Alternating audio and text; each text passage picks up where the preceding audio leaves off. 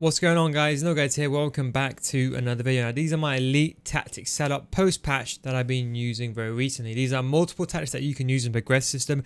If you want to get the most wins or you want to reach towards elite, you should have a defensive formation to close the game out. A formation I use all the time. A second variation of the formation I use all the time, maybe like a different system, like a 4-1-2-1-2, and an all-out attack video. Now, in case you're wondering, there's a video for each one of these tactics individually on my channel, so go check out the videos you want to see how they actually work in game. The reason why I'm making this video, because some of you guys don't have time to watch those videos. I just want to get straight to the point and to know my tactics. I know some of you guys, average viewer is 35 years old, so I know you're busy with work and the kids, etc, etc, so I'll go straight to the point.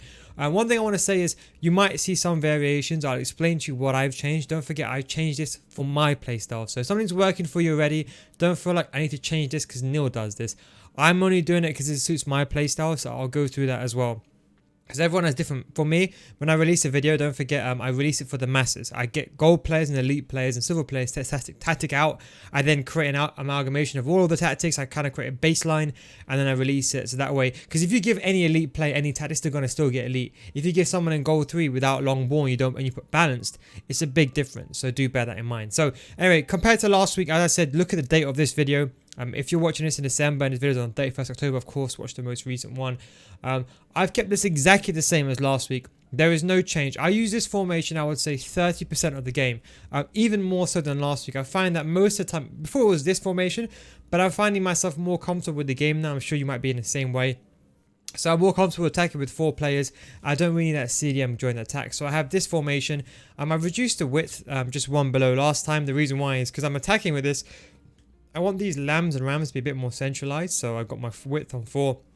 And if my opponent is using team press, I can always activate hug the sidelines and these players occupy the wide positions. That way I can distribute the ball and start lobbing the ball from left to right inside if my opponent is using team press and I want to counter it. Of course, it's not important, but that's something that I do. So I would say I use this formation more than I did last week because I'm very comfortable just attacking with 4 strikers.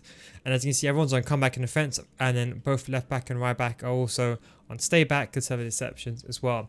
That's why I'll say 30% of the time I'm using that formation, and obviously it depends on your region. You know, I mean, for me, I can probably use this formation the entire game, but some of you guys might not be used to the 4-2-3-1. It depends on your skill level as well.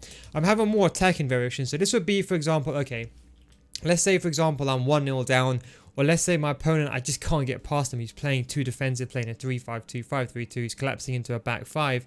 I would change to this formation. This has long balls, so players are going to be making runs in behind, especially those cams.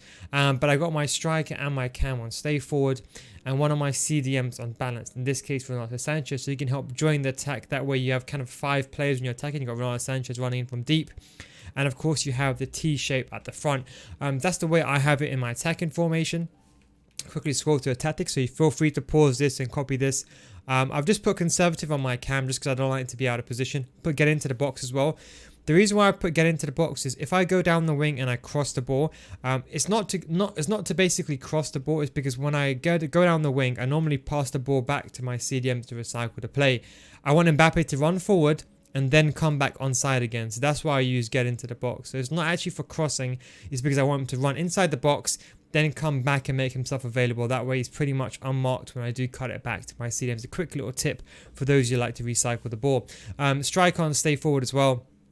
Lime and Ram on balance as opposed to being comeback and defense. Last one, Renato on balance, conservative, cut the center, and Sissoko on cut passing lanes, stay back while attacking, conservative interceptions. Again, I use cut passing lanes on this one. I think, to be honest, this year, I think default is a tad bit better, but the reason why I use cut passing lanes is I want Sissoko to be a bit more higher up the pitch, and with cut passing lanes, they're a bit more further up, trying to cut the passing lanes as opposed to trying to man mark. When you leave it on balance, sometimes they try to man mark, and I prefer to be higher up the pitch so I can switch that guy and just press immediately. The left back and right back, of course, on stay back, conservative, and overlap the same as usual. Now, going over to my 4-3-2-1. This is the video that I uploaded yesterday. The reason why I made this formation is there's other formations that are better than this, of course, but what I'm finding, and you probably know what I'm talking about, post-patch deflections are the biggest nightmare. I'm trying to take a shot towards goal, my goalkeeper just parries it away, so his goalkeeper parries it away, or his opponent or my opponent's defender just parries the ball away. And what I found out is if I can overload the box with as many strikers as possible, for example, in this case, I've got 3 strikers on stay central. I've got a better chance of basically getting the rebound goals, if that makes sense, when it gets deflected out. So this is my 4-2-3-1. Don't forget, when I attack with this formation, I have my left back and right back, they go forward. I got my 3 strikers in the middle, and I obviously got one of my centre mids during the attack as well, and I got one of them on balance. So this is my attacking formation. So let's say, for example, I realize, you know what, these 2 formations, they're not happening for me. If, for example, my opponent's using a 5-3-2 and he's got everyone on, or 4-2-3-1, everyone will come back on offense.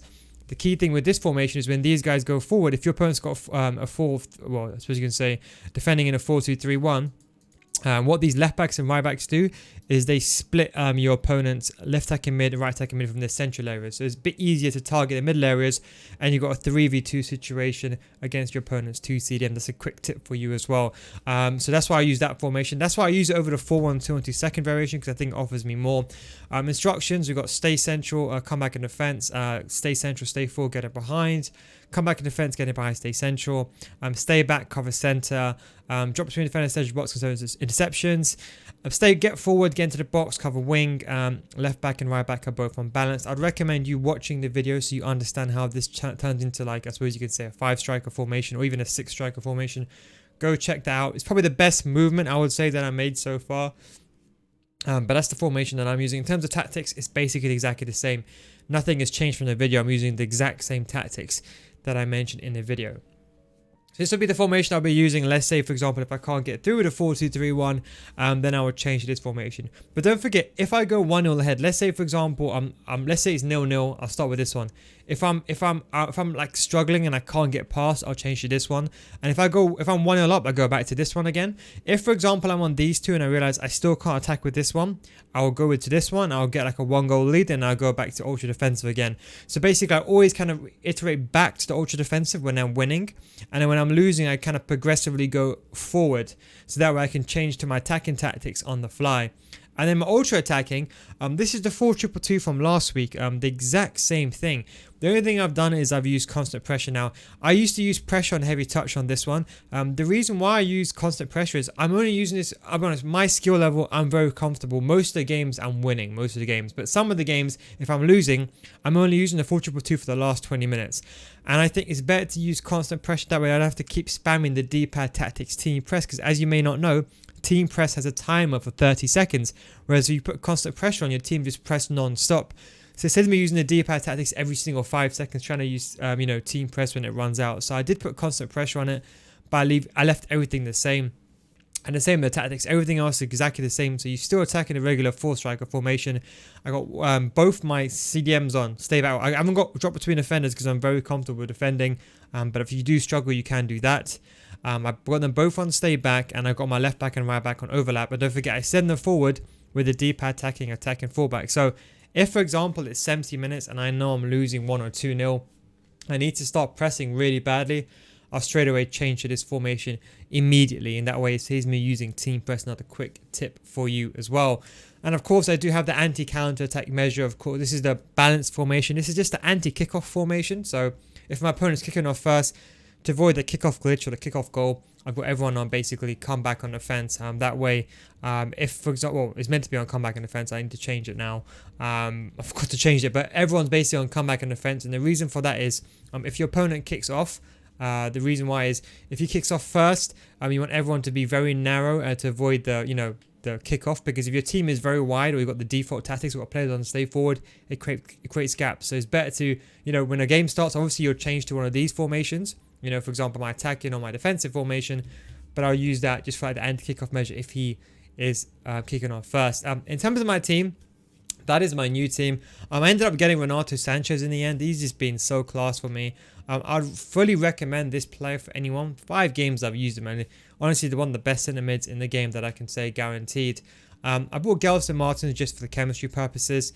We're sitting on a very steady 86 chemistry, but that doesn't matter too much compared to many people believe in. It just affects the boost of the players, that's it. Mbappe still being a class player for us. I'm kind of considering selling him. He does a very good job for me in Cam, very good goals, but I prefer Neymar over him. And I think if I can get maybe Neymar in Cam and Ronaldo in striker, that might be a better option. I don't know, I'm just want to try things out. But that's the way. And of course, I've got Dembele in the team. And Mukiele's my new addition. I would say one of the best centre backs in the game. No joke. Fantastic player, good agility and balance. For my playstyle, very aggressive. I can run out my centre backs and be able to recover very quickly. And of course, I got a typical Nil Guides-esque fullbacks and centre back. If you're not using fullback and centre back, I suggest you change as soon as you can. But that is just my tactics update for this upcoming weekend league. And as I said, the reason why I made this video is because many people ask me my tactics every single week, and I thought, why don't I just make this video as opposed to every single time when I'm streaming showing my tactics, and that way you can see what I've changed, what I've implemented. Again, if you're using this a certain style and it's working for you, don't change it just because I said so. Just keep it the way you have it. But if you want to use my style, let's say for example, I know you're working, you might not have time to watch my videos, my actual individual videos. These are the tactics that I'm running. If you have interest in any of the tactics, of course, do check that out on my channel. Anyway, guys, thank you very much for watching. Take it easy, and I'll catch you next time. Peace out.